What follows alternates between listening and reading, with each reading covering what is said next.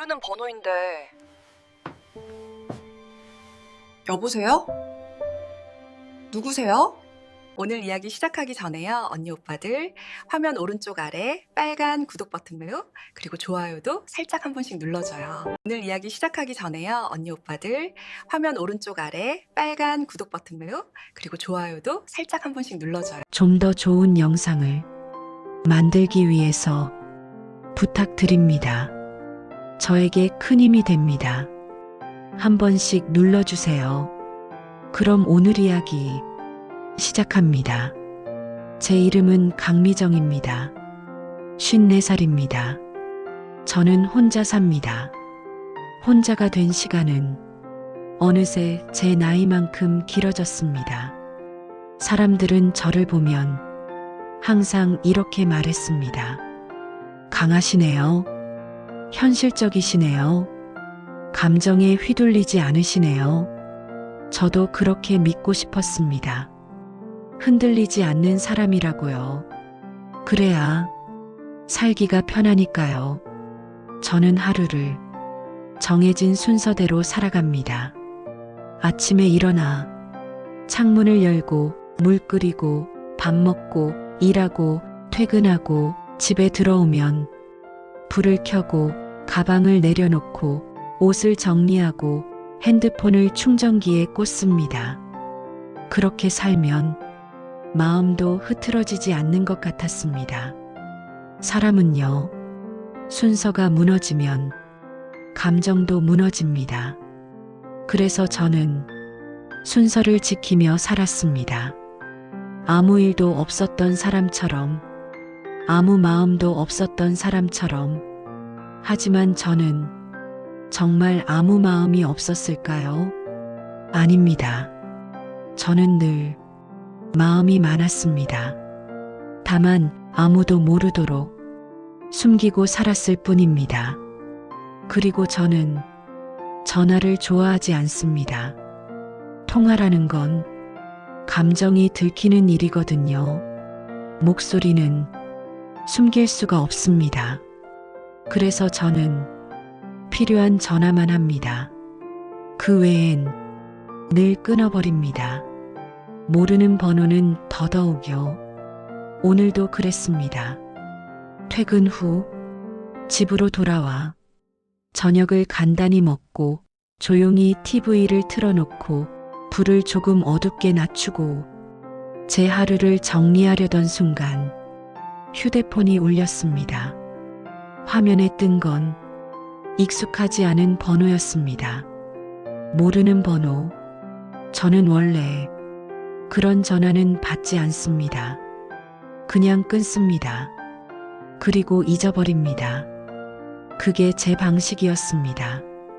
그런데 그날은 제가 손을 멈췄습니다. 왜인지 모르겠습니다.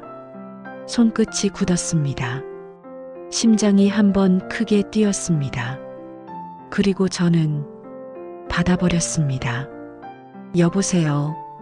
그 순간 세상이 멈춘 것 같았습니다. 처음엔 아무 소리도 없었습니다. 숨소리만 들렸습니다. 상대가 말하지 않았습니다. 하지만 저는 그 침묵이 더 무서웠습니다. 그 침묵이 너무 익숙했거든요.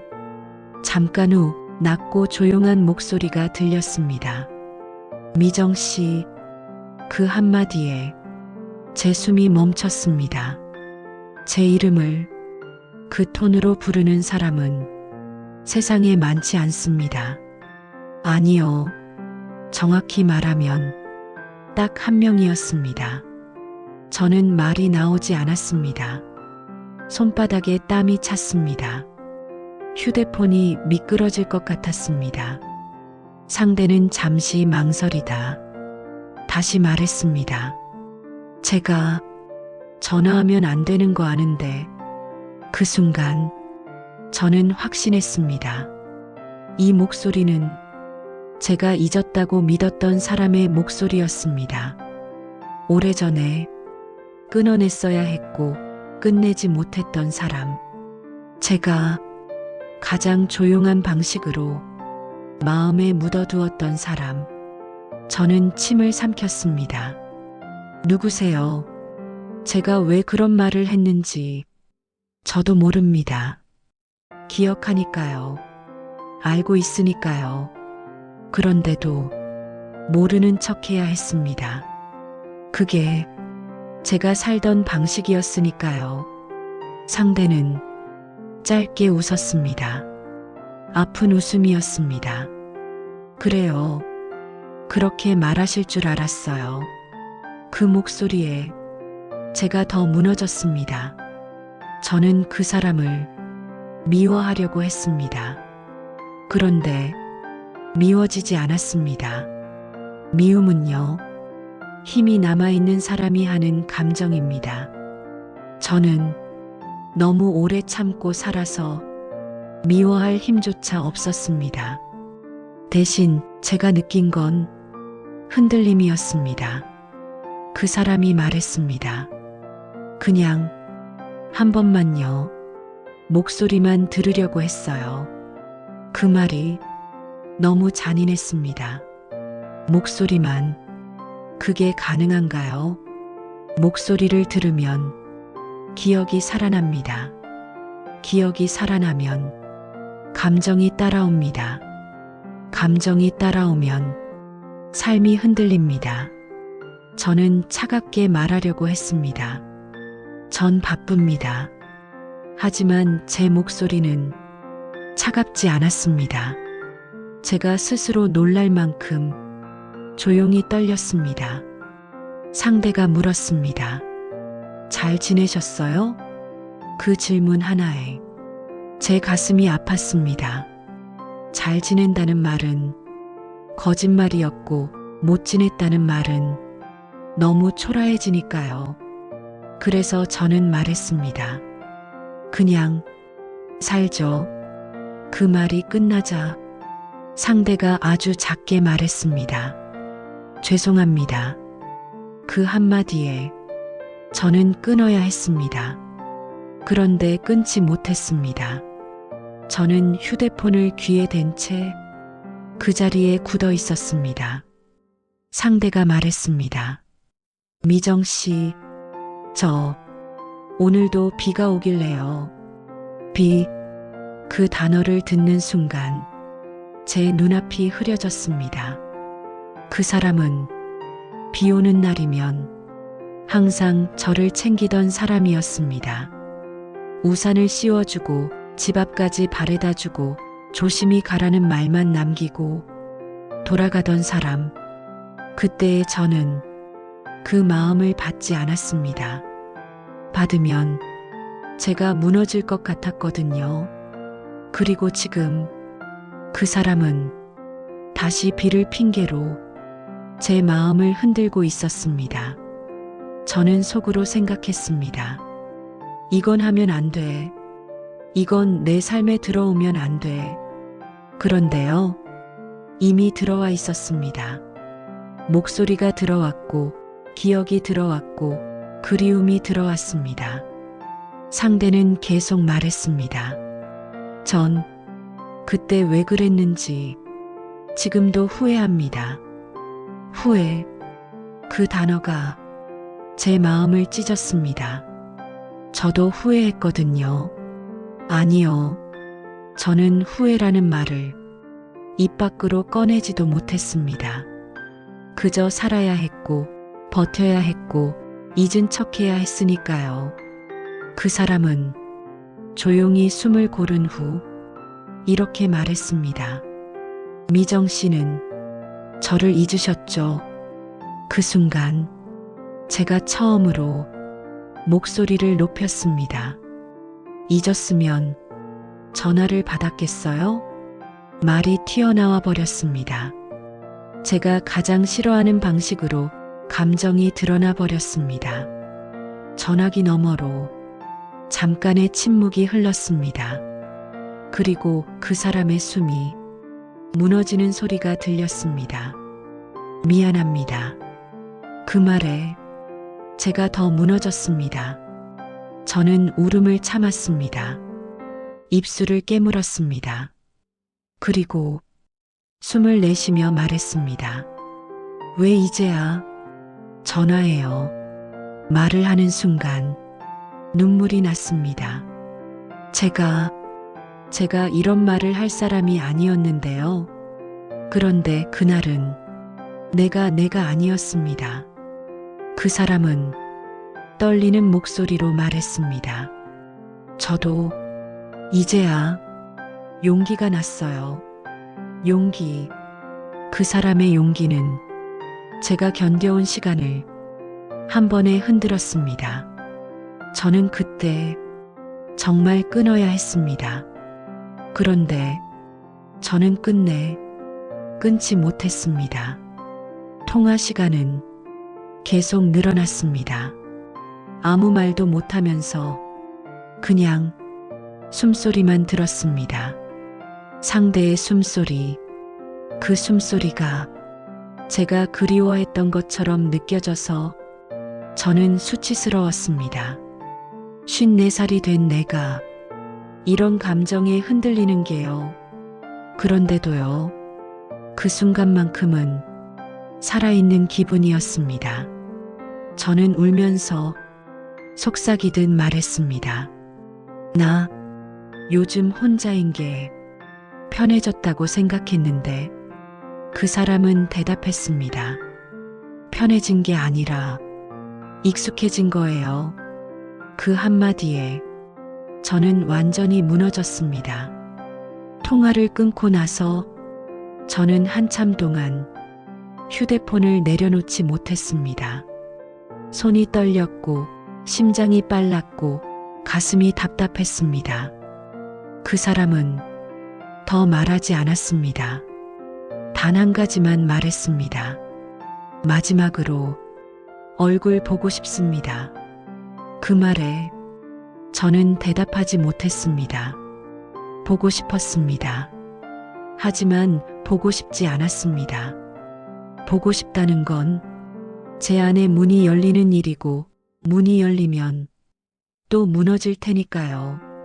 저는 스스로를 다그쳤습니다. 강미정, 정신 차려.